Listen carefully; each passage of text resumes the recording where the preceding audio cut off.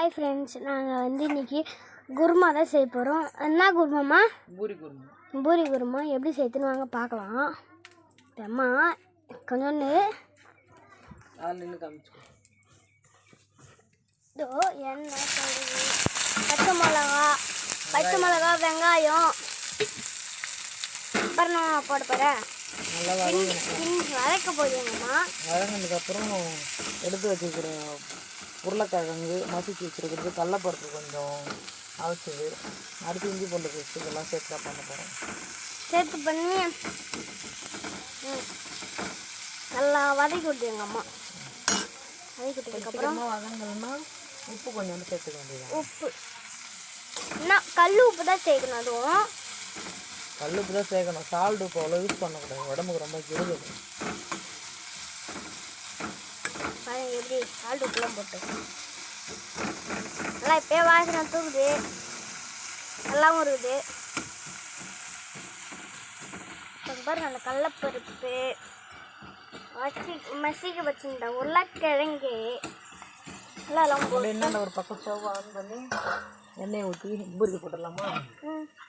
அந்த பக்கம் அடுப்பில் பூரியை போட போகுது எங்கள் அம்மா. இதை நல்லா குருமாவை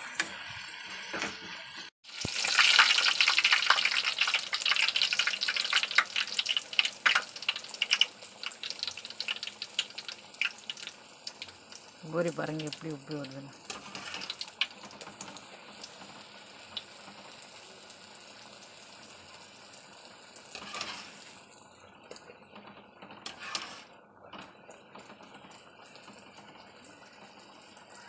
ரொம்ப வேலைலாம் கிடையாது. ரொம்ப வேலையெல்லாம் கிடையாது. இதெல்லாம் எப்படி செஞ்சேன்னு சொல்லுமா? நான் சொல்லு. கொஞ்சோண்டு கடலப்பருப்பு, அதிகமாகலாம் கிடையாது. கொஞ்சோண்டு கடலப்பருப்பு, ஒரு 2-3 உருளைக்கிழங்கு, வெங்காயம் நீட்டு வாக்கில் சீவிட்டு, பச்சை மிளகா கட் பண்ணி எடுத்துட்டு, இஞ்சி பூண்டு பேஸ்ட் வச்சுக்கணும். அவ்வளோதான். அதுக்கப்புறம் வெங்காயம் தான் சொல்லிட்டேன்ல. அதுக்கப்புறம் தாளிப்புக்கு என்ன கேட்டினா பட்டை, லவங்கம், இது மட்டும்தான்.